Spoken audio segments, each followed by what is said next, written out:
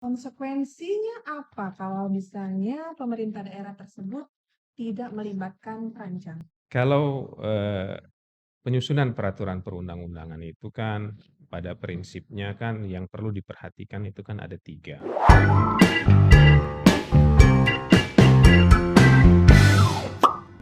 Halo, Assalamualaikum. Selamat pagi, sahabat pengayuman.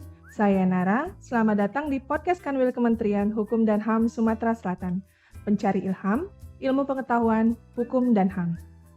Nah, sahabat pengayuman, jika kita berbicara mengenai pembentukan peraturan perundang-undangan yang baik, itu tidak terlepas dari yang namanya peran perancang peraturan perundang-undangan.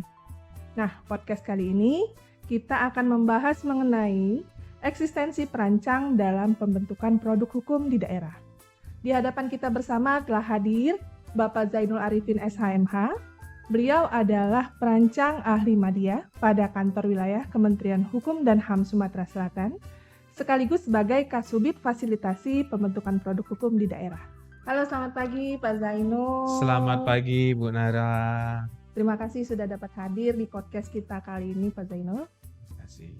Boleh saya panggil Pak atau Mas nih, biar lebih akrab? Terserah. Oke, Mas Zainul. Gini, mungkin sahabat pengayoman dimanapun Anda berada, ada beberapa yang belum paham atau mengerti mengenai apa, siapa, dan bagaimana peran perancang peraturan perundang-undangan, Mas Zainul. Boleh dijelaskan sedikit, Mas? Baik, terima kasih Bu Nara. Sahabat-sahabat pengayoman, mungkin banyak sahabat-sahabat pengayoman yang tidak terlalu familiar dengan tugas pokok dan fungsi Kementerian Hukum dan HAM dalam hal pembentukan peraturan perundang-undangan. Jadi kantor wilayah Kementerian Hukum dan HAM itu mempunyai peran juga dalam pembentukan peraturan perundang-undangan khususnya di daerah, dalam hal ini Sumatera Selatan. Jadi dalam peraturan Menteri Hukum dan Hak Asasi Manusia itu mengenai organisasi dan tata kerja dalam ORTA itu disebutkan salah satu tugas pokok dan fungsi kantor wilayah adalah melakukan fasilitasi pembentukan produk hukum daerah. Dalam hal ini ada peraturan daerah maupun peraturan kepala daerah. Nah, tugas pokok dan fungsi tersebut itu peran yang cukup sentral, yaitu adalah peran dari perancang peraturan perundang-undangan yang sebagaimana tadi disebutkan Ibu Nara tadi.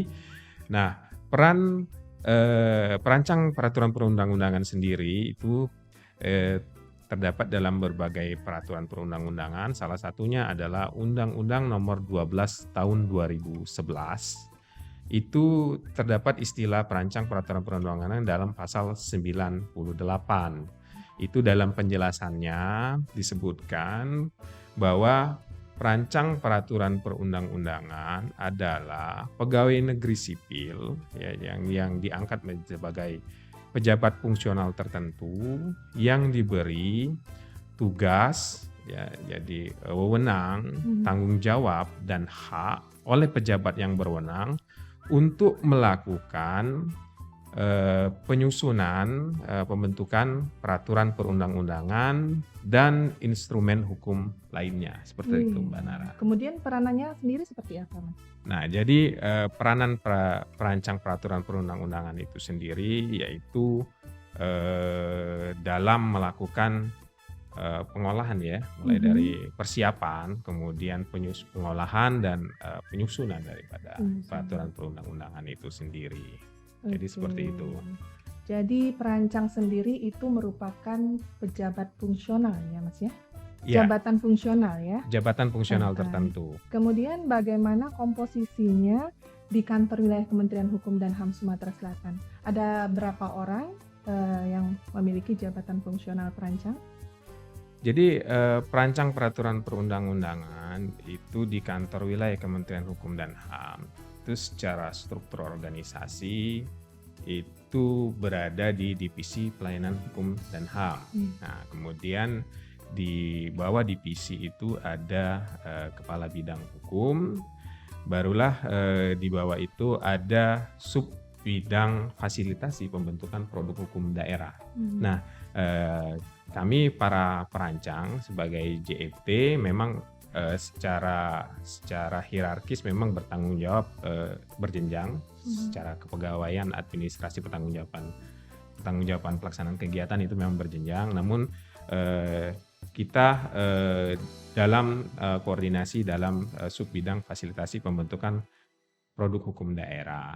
Nah, perancang di Kanwil Sumatera Selatan itu sendiri, khususnya yang untuk di Kanwil, itu berjumlah 21 orang. 21 orang 21 orang Oke. yang terdiri dari 9 orang perancang pertama, kemudian 9 orang perancang muda, dan 3 orang perancang ahli madya. Komposisinya jadi pas Pak ya. Ya, 9 madya, 3 muda. salah. 9 pertama, Oh, 9 9. muda, dan 3 madya. Oh iya. Kalau berdasarkan pasal 58 dan pasal 63 Undang-Undang 12 tahun 2011, itu kan pengharmonisasian Raperda provinsi, kabupaten, kota kan ke Kanwilkumham ya. Nah, kemudian dengan diundangkannya Undang-Undang Nomor 13 tahun 2022 tentang perubahan kedua atas Undang-Undang 12 tahun 2011, di pasal 97D-nya itu disebutkan bahwa untuk perkada juga kabupaten, kota, dan provinsi itu ke kita juga ya Mas ya. Nah, untuk komposisi 21 perancang kira-kira kalau menurut Mas itu bisa tidak untuk memfasilitasi, apalagi sekarang ini secara administratif ada 18 kabupaten, kota, 1 provinsi. Gimana itu menurut Mas Zainal? Jadi begini, dari 21 orang perancang itu memang secara hitung-hitungan ya, secara matematis Sumatera Selatan mempunyai wilayah yang cukup luas, itu punya 17 kabupaten kota dan plus 1 provinsi juga yang harus kita fasilitasi. Memang belum lagi kalau kita hitung-hitungan Propemperda itu di tahun 2022, 2021 itu kurang lebih 300-an untuk perda saja seluruh Sumatera Selatan ya. Banyak juga itu ya. Nah, belum lagi dengan undang-undang yang baru memang bahwa termasuk juga peraturan kepala daerah. Nah, itu otomatis pasti peraturan kepala daerah lebih banyak lagi daripada perda.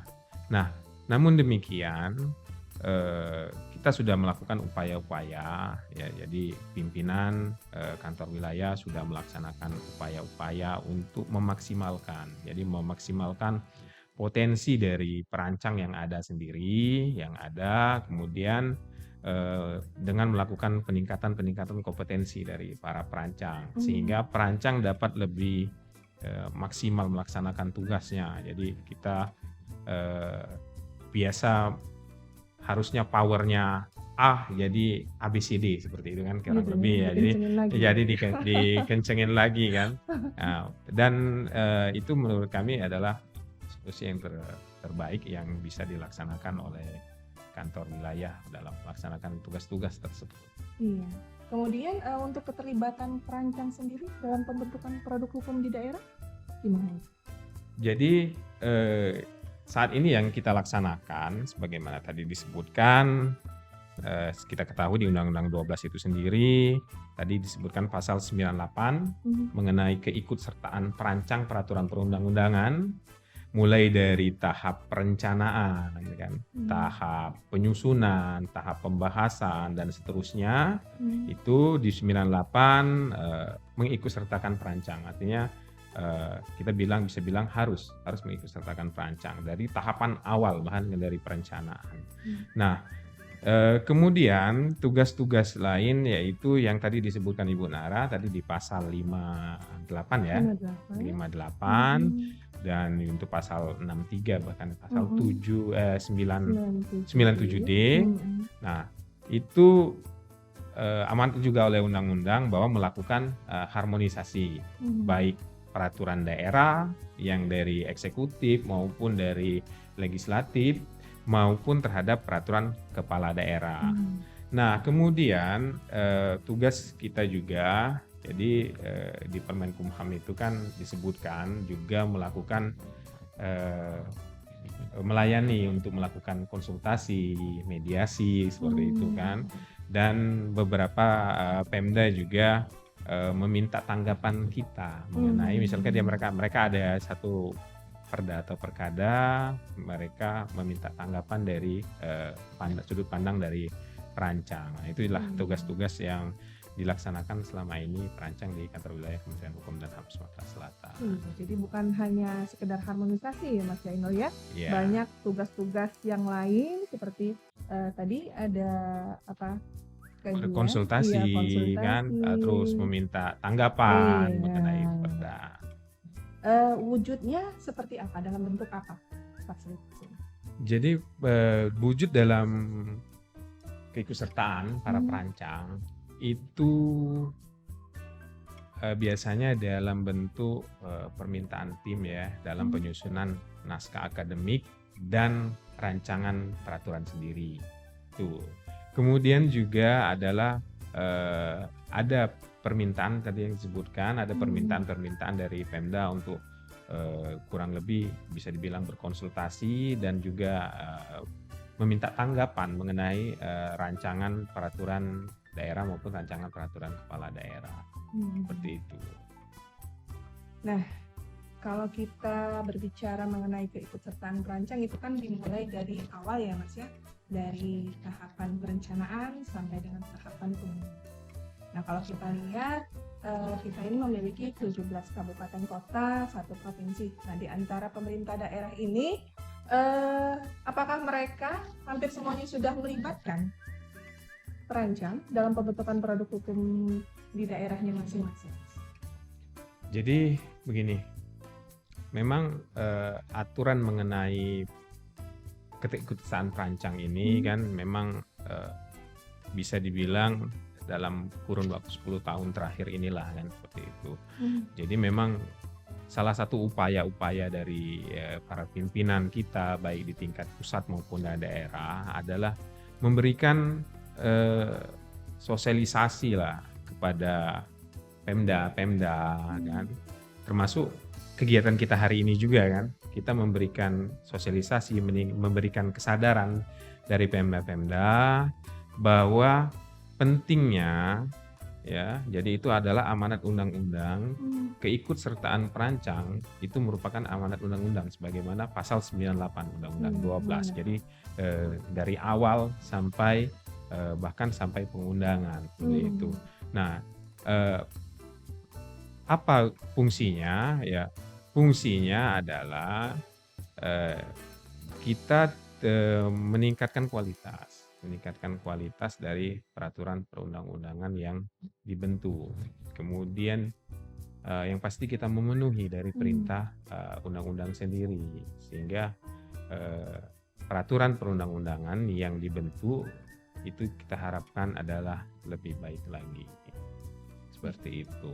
Nah, kemudian konsekuensinya apa kalau misalnya pemerintah daerah tersebut tidak melibatkan perancang? Jadi kalau penyusunan peraturan perundang-undangan itu kan pada prinsipnya kan yang perlu diperhatikan itu kan ada 3. Yang pertama adalah substansi sendiri. Ya, jadi substansi dari peraturan perundang-undangan itu haruslah sesuai dengan aturan yang lebih tinggi ya. Jadi perda tidak boleh bertentangan dengan undang-undang maupun peraturan presiden, peraturan pemerintah. Perda kabupaten kota juga tidak boleh bertentangan dengan perda provinsi dan seterusnya. Jadi kemudian dari sisi substansi, peraturan perundang-undangan tersebut selain tidak boleh bertentangan juga harus dapat dilaksanakan, disesuaikan dengan kebutuhan daerah. Kemudian tidak bertentangan dengan kepentingan umum seperti itu. Nah, kemudian juga peraturan perundang-undangan yang kedua adalah harus baik dari sisi teknik. Jadi teknik penulisan, teknik penyusunan itu harus baik. Kenapa menjadi penting? Walaupun kadang-kadang orang kan bicara ini hanya sekedar komanya kurang atau kurang. Padahal sangat berpengaruh gitu. Padahal teknik yang kita anggap sepele dan garis miring atau itu bisa berdampak berkonsekuensi hal yang berbeda dalam pelaksanaan implementasi dari peraturan tersebut. Ketika dia dan berarti kan dia akumulatif, harus dipenuhi unsur-unsur tersebut. Ketika atau itu salah satu dari unsur-unsur tersebut terpenuhi sudah bisa kan seperti itu, sudah bisa yang dimaksud dalam pasal tersebut. Nah, memang hal-hal seperti itu kelihatan sepele, tapi itu bisa menjadi celah dalam peraturan itu menjadi tidak jelas dan multitafsir. Nah, jadi itu juga menjadi penting. Nah, barulah yang tadi sesuai pertanyaan Mbak Nara tadi, yang ketiga bahwa memang harus aturan perundang-undangan itu dibentuk harus sesuai dengan proseduralnya. Jadi dengan prosedurnya itu dia harus pas. Jadi dilaksanakan oleh instansi atau pejabat yang berwenang. Misalnya kan Perda kan itu jelas. Itu bersama-sama antara eksekutif dan legislatif membentuknya. Peraturan kepala daerah jelas. Gubernur atau bupati atau wali kota yang membentuknya. Jadi peraturan kepala daerah tidak boleh kepala dinas yang membentuknya kan. Nah, tapi dalam pembentukan itu sesuai peraturan perundang-undangan yang ada, itu kan ada proses-proses, mekanisme yang harus diikuti. Nah, termasuk salah satunya pasal 98 maupun pasal 58. Pasal 98 adalah mengikut sertakan perancang peraturan perundang-undangan. Begitu juga pasal 58 harus diharmonisasi seperti itu kan. Nah, kalau kita berbicara prosedur di peraturan perundang-undangan seperti itu. Tapi kalau ada prosedur yang tidak diikuti, berarti kan kita khawatirnya itu bisa jadi cacat prosedural pembentukan peraturan. Itu yang kita khawatir. Prosedurnya harus mengikutkan si perancang. Salah satunya. Tuh, seperti itu, Ibu. Nah, Mas, pertanyaan terakhir nih. Kebijakan apa saja yang telah diambil dalam rangka meningkatkan kualitas pelayanan perancangan dan pembentukan hukum di daerah? Jadi dalam pembentukan peraturan perundang-undangan, jadi setiap tahunnya unsur pimpinan selalu melakukan inovasi-inovasi, yaitu untuk meningkatkan pelayanan itu sendiri. Nah, kita memang dari pertama kali Undang-Undang 12 kan, Undang-Undang 10 2004 itu. Nah, jadi upaya-upaya yang dilakukan oleh kantor wilayah dari unsur-unsur pimpinan dari tahun ke tahun adalah meningkatkan keikutsertaan perancang itu sendiri agar tadi tidak cacat prosedural, kemudian juga mengenai harmonisasinya juga kan, jadi kita berikan pemahaman kepada Pemda. Nah, selain itu juga kita perlu meningkatkan kualitas. Jadi kualitas daripada peraturan perundang-undangan yang diharmonisasi sendiri. Artinya tetap kita perlu tingkatkan bahwa untuk meningkatkan peraturan yang ada itu tetap keikutsertaan perancang itu sangat menjadi hal yang sangat penting. Ya, keikutsertaan dari awal itu adalah menjadi hal yang sangat penting sehingga kualitas dari produk hukum daerah yang ada di Sumatera Selatan ini dapat lebih meningkat lagi. Seperti itu, Mbak. Oke, terima kasih atas bincang-bincang kita kali ini, Mas Zainul. Mungkin di lain podcast kita akan membahas masalah-masalah yang lebih krusial, lebih menarik lainnya. Terima kasih atas kehadirannya. Dan sahabat pengayoman, dapat saya simpulkan bahwa peran perancang memang sangatlah strategis dalam pembentukan peraturan perundang-undangan yang baik. Keterlibatan perancang sendiri dimulai dari tahapan awal, yaitu tahapan perencanaan sampai dengan tahapan pengundangan. Nah, terima kasih atas bincang-bincang kita pada pagi hari ini. Mungkin di next video, next podcast, kita akan membahas hal-hal yang jauh lebih menarik dari yang sekarang. Akhir kata saya ucapkan wabillahi taufiq wal hidayah. Wassalamualaikum warahmatullahi wabarakatuh. Bye-bye.